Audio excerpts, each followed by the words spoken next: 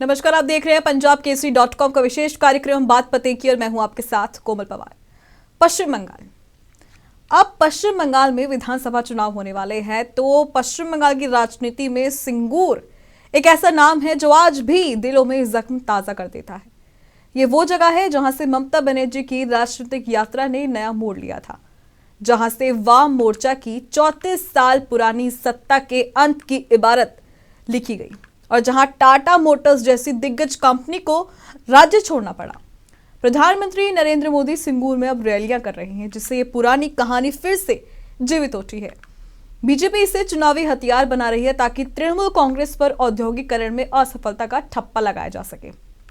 अब यहां पर हम चर्चा शुरू करें उससे पहले मैं आपको सिंगूर संग्राम की कहानी बताना चाहूंगी। साल 2006 से 2008 का दौर याद कीजिए। बुद्धदेव भट्टाचार्य के नेतृत्व वाली तत्कालीन वाम मोर्चा सरकार सिंगूर में टाटा नैनो प्लांट लगाने के लिए करीब 1000 एकड़ उपजाऊ कृषि भूमि अधिकृत करने की कोशिश कर रही थी और एक छोटी कार परियोजना बंगाल को औद्योगिक पटल पर वापस लाने का सपना था। लेकिन विरोध इतना तीव्र हुआ कि हिंसा, आगजनी और झड़पें यहां पर इस समय आम हो गई। इसके बाद तत्कालीन विपक्षी नेता ममता बनर्जी ने किसानों के साथ कंधे से कंधा मिलाकर आंदोलन भी चलाया और ये आंदोलन ही ममता बनर्जी के लिए बदलाव का प्रतीक बन गया था। साल 2008 में टाटा मोटर्स को मजबूरन परियोजना बंद करनी पड़ी और प्लांट गुजरात के साणंद में शिफ्ट हो गया, जहां उस समय नरेंद्र मोदी मुख्यमंत्री थे। इसके बाद इस आंदोलन ने ममता बनर्जी को मां, माटी, मानुष का एक बड़ा चेहरा बना दिया था, जिससे कहा जाता है कि ममता बनर्जी की राजनीतिक शुरुआत यहीं से हुई थी। वहीं साल 2011 में टीएमसी ने वाम मोर्चा को सत्ता से बेदखल कर दिया और ममता बनर्जी मुख्यमंत्री बनी और सिंगूर ने ही उन्हें कुर्सी दिलाई। लेकिन राज्य को औद्योगिक अवसरों से वंचित कर दिया गया और आज भी वो जमीन ज्यादातर बंजर पड़ी है। सुप्रीम कोर्ट ने साल 2016 में भूमि अधिग्रहण को अवैध ठहराया और जमीन को किसानों को लौटने का आदेश दिया। लेकिन अब यहाँ खेती मुश्किल है क्योंकि भूमि का स्वरूप जो है वो बदल चुका है। अब राज्य में इस साल मार्च अप्रैल में विधानसभा चुनाव है और बीजेपी विरोध इस प्रतीकात्मक जगह को चुनकर ही कर रही है। पीएम मोदी की रैली आयोजित की जा रही है इस जगह पर और इस पूरे ही मुद्दे को भुना जा रहा है। पार्टी का यहाँ पर नैरेटिव भी साफ है कि सिंगूर बंगाल के खोए हुए औद्योगिक अवसर का प्रतीक है और राज्य बीजेपी अध्यक्ष समीक भट्टाचार्य कहते हैं कि सिंगूर की जमीन पर अब कृषि संभव नहीं क्योंकि उसका चरित्र कृषि से औद्योगिक हो चुका है। वहीं बंगाल को भारी उद्योग आकर्षित करने के लिए व्यापक भूमि नीति चाहिए ही होगी, जिसमें किसानों को उद्योग में हिस्सेदार बनाया जाए। वो टीएमसी के कृषि उद्योग से अस्तित्व के सिद्धांत को खारिज करते हैं क्योंकि राज्य की जो 82% भूमि है वो छोटे किसानों के पास है और जो बड़े हैं वो उद्योग कृषि भूमि पर ही लोग हैं। तो ऐसे में इन सबके बीच में बीजेपी वादा कर रही है कि वो सत्ता में आने पर टाटा को वापस लाएगी और उसी में उनके जो नेता है सुकांत मजूमदार, तो वो भी कहते हैं कि सिंगूर से उद्योग भागा, तब से राज्य में कोई बड़ा निवेश ही नहीं हुआ है और पीएम मोदी इस रैली में 830 करोड़ रुपए की विकास परियोजना का उद्घाटन भी करेंगे और इसी से पार्टी खुद को विकास की ओर बढ़ाने का अग्रसर कदम बता रही है और प्राथमिकता उनकी विकास ही होने वाली है। और यहाँ पर बीजेपी का जो नया स्लोगन है वो भी कुछ इस प्रकार से कि पलटना जरूरी है, इसीलिए चाहिए बीजेपी सरकार। तो अब ऐसे में टीएमसी भी चुप रहने वालों में से नहीं है। टीएमसी का जवाब भी तीखा है कि मंत्री चंद्रिमा भट्टाचार्य कहती हैं कि सुप्रीम कोर्ट ने अधिग्रहण ही गलत कहा था।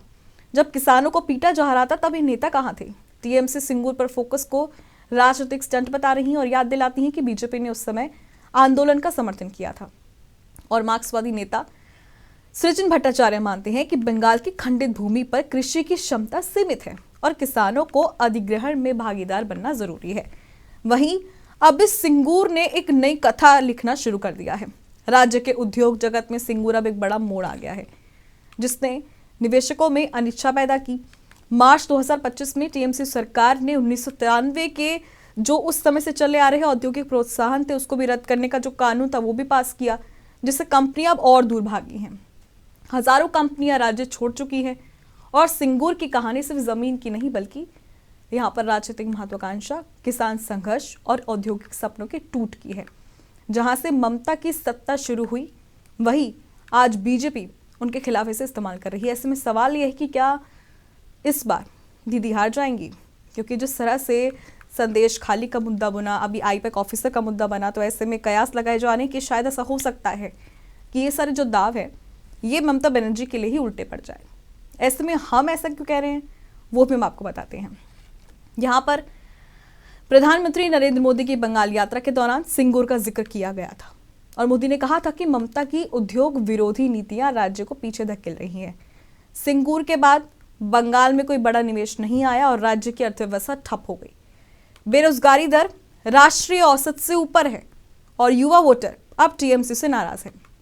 कहा जा रहा है कि अब साल 2026 में ये मुद्दा टीएमसी की हार का प्रमुख कारण बनेगा, क्योंकि मतदाता विकास चाहते हैं, न कि पुराने आंदोलनों की विरासत।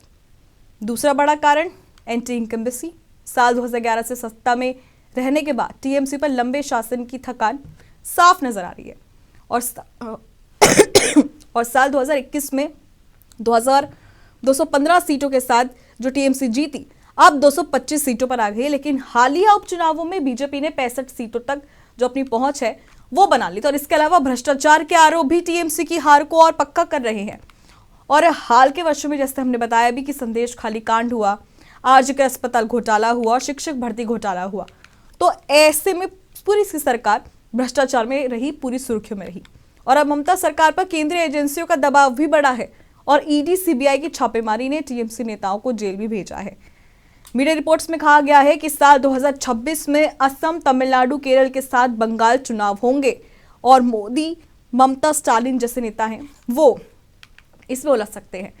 ऐसे में इन सभी के बीच ये भी बात कही जा रही है कि टीएमसी की छवि भ्रष्ट हो चुकी है। ऐसे में देखना होगा अब कि दीदी की हार पक्की है या नहीं। तो अब सिंगूर कितना भारी पड़ता है ये तो वक्त बताएगा, लेकिन अभी के लिए सिर्फ इतना ही। लेकिन देश और दुनिया की तमाम खबरों के लिए आप देखते रहे पंजाबकेसरी.com। नमस्कार।